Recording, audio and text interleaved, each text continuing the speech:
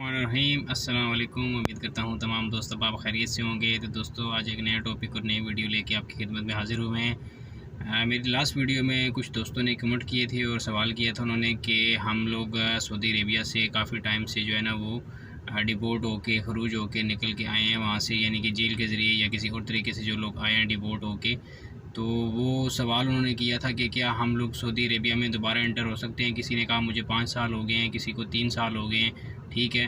तो उनके लिए ये वीडियो मैं बना रहा हूँ ख़ास तौर पे। तो भाई सवाल आपने जो किया है उसका जवाब ये है कि डिपेंड करता है कि आप जो है वो वहाँ से किस तरीके से आए हैं। पहली बात तो ये कि अगर तो आप वहाँ पे लीगल तरीके से रह रहे थे और लीगल तरीके से आप वहाँ से खरूज लगवा के आए हैं, खरूज नहाई लगवा के आए हैं, तो फिर तो आपको किसी किस्म का कोई इशू नहीं है, कोई मसला नहीं है। आप किसी टाइम भी जो है ना आप वहाँ से वापस अपने मुल्क से अपनी कंट्री से जो है ना आप सऊदी अरेबिया आ सकते हैं। आपकी और कोई पाबंदी नहीं है, कोई रोक रुकावट नहीं है, किसी किस्म का कोई मसला मसाइल आपको पेश नहीं आएगा। लेकिन अगर आप से डिपोर्ट होके आए हैं, जेल के ज़रिए आए हैं, या फिर किसी और अनलीगल तरीके से वहाँ पे आप रह रहे थे और आप पकड़े गए हैं, तो वहाँ से आपको उन्होंने जो है ना वो डिपोर्ट कर दिया गया है, तो उस हवाले से फिर अगर देखा जाए तो फिर आपको लाजमी जो है ना वो 2 पेपर्स, मैंने पहले भी वीडियो में बता चुका हूँ कि 2 पेपर्स की आपको ज़रूरत पड़ेगी। एक जो है वो आपका मतार पेपर है और एक आपका जो है वो खरूज पेपर है, ठीक है। दोनों की तस्वीर मैं यहाँ पे आपको ऊपर शो करवा रहा हूँ, ठीक है। ये खरूज पेपर की भी और ये मतार पेपर की भी, ठीक है। कुछ इस तरह की शक्ल होती है उसकी। तो ये आपको जो है ना वो निकलवाना पड़ेगा और उसके हिसाब से फिर आपको देखना पड़ेगा कि उसके ऊपर जो है ना वो मेंशन किया होता है, लिखा होता है कि अगर कोई बंदा यहाँ से डिपोर्ट किया गया है या जेल के ज़रिए पकड़ा गया था तो जेल के ज़रिए उन्होंने वहाँ यहाँ से वापस उसको भेजा है, तो वो उस पर लिखा होता है, मेंशन होता है कि कौन सा बंदा वहाँ से वापस इंटर हो सकता है कि नहीं हो सकता। आपके इस पेपर के नीचे आपको देख सकते हैं, आपके यहाँ पे मेंशन किया होता है, अरबी में लिखा होगा कि ये बंदा इंटर हो सकता है दोबारा सऊदी अरेबिया में या नहीं हो सकता, ठीक है। अगर यहाँ पे नीचे लिखा होगा तो फिर वो बंदा इंटर नहीं हो सकता, और अगर नहीं लिखा हुआ तो फिर बंदा वो इंटर हो सकता है, वो आ सकता है। लेकिन फिर भी उसके अलावा आप अपने एंड पे तसल्ली लाजमी कर लें, ठीक है, ताकि ये ना हो कि वहाँ से आपका वीज़ा भी लग जाएगा, ठीक है। अक्सर होता ये है कि वहाँ से लोगों का वीज़ा जो है वो स्टैंप होके आ जाता है एम्बेसी से, लेकिन यहाँ पे एयरपोर्ट पे जब वो पहुँचते हैं तो यहाँ से उनको जो है ना वो वापस कर दिया जाता है। तो इसलिए अपनी तसल्ली लाजमी करवा लें।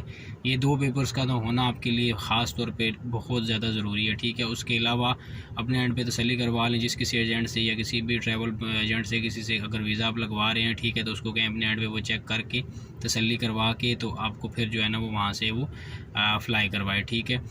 तो दूसरी बात ये दोस्तों कि अगर तो आप लीगल तरीके से हैं तो फिर तो आपके लिए जो है ना वो किसी किस्म की कोई इशू वाली बात नहीं है। आप लीगल तरीके से आप आ सकते हैं, ठीक है। आप अपना देख लें कि खरूज आपका कब लगा था, और उसके बाद जो है ना आप किसी भी नया वीज़ा पे आते हैं तो आपके पास खाली जो है ना वो खरूज का पेपर होना लाजमी है। वो आपको ज़रूरत पड़ सकता है किसी भी नए वीज़े के दौरान, आपको वीज़ा लगवाते हुए वो पेज जो है ना वो ज़रूरत पड़ सकता है आपको।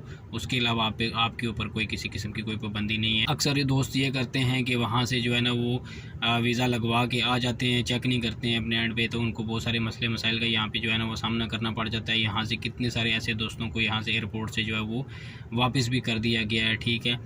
तो आप लाजमी जो आपका जो खरूज पेपर और मतार पेपर जो है, बेसिकली मतार पेपर के नीचे जो है ना वो मेंशन किया होता है, लिखा होता है कि ये बंदा परमानेंटली जो है ना वो यहाँ से जो है ना वो बैन कर दिया गया, वो यहाँ से इंटर नहीं हो सकता। लेकिन होता है वहाँ से सऊदी एम्बेसी से वीज़ा लग के आपका जो है ना वो मिल जाता है आपको, अक्सर ऐसा होता है, देखने में भी आया, ठीक है। तो यहाँ पे जब बंदा पहुँचता है तो यहाँ से उसको रिटर्न कर दिया जाता है। बहुत सारे लोगों के साथ ऐसा कुछ हो चुका है, तो इसलिए काइंडली आप अपने हालात को जो है ना वो अच्छे से जो है ना उनकी जांच पड़ताल कर लिया करें, तो फिर उसके बाद जो है ना वो आप सफ़र किया करें, ट्रैवल किया करें, ठीक है। ये सारी डिटेल जो है ना आपको आपका एजेंट भी दे सकता है। उसके अलावा अगर आपका कोई रिलेटिव यहाँ पे सऊदी अरेबिया में है तो उससे भी आप रब्ता करके तो ये अपनी डिटेल आप जो है ना वो चेक कर सकते हैं, निकलवा सकते हैं, ठीक है। ये मतार पेपर और खरूज पेपर जो है ये आप जब सऊदी अरेबिया से आउट होंगे, निकलेंगे, एग्ज़िट होंगे, तो उसके बाद ही आपको दोनों पेपर मिलेंगे। यहाँ सऊदी अरेबिया में इंटर हुए हैं, अगर आप यहाँ पे रह रहे हैं तो फिर आप ये दोनों पेपर नहीं हासिल कर सकते, क्योंकि आपका एग्ज़िट लगेगा, यहाँ से आप आउट होंगे सऊदी अरेबिया से, तो फिर वो ये दोनों पेपर आपको हासिल हो सकते हैं। अगर आप ख़ुद वहाँ पे हैं, नहीं निकलवा सकते, तो यहाँ पे आपका कोई रिलेटिव अगर है या कोई जानने वाला है तो उसको कह के भी आप निकलवा सकते हैं। 100 रियाल 120 रियाल उसकी फ़ीस है तकरीबन, तो इतने में वो आपका पेपर जो है वो निकल आता है, ठीक है। बहुत सारे लोगों को ऐसे मसले मसाइल फेस करने पड़ जाते हैं, तो इसलिए आप तसल्ली कर लिया करें अपनी।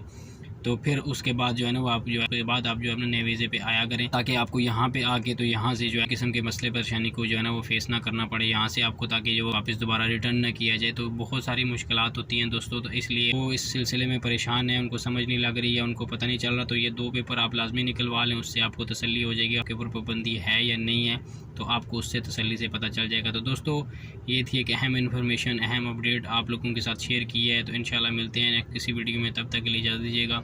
अल्लाह हाफिज़।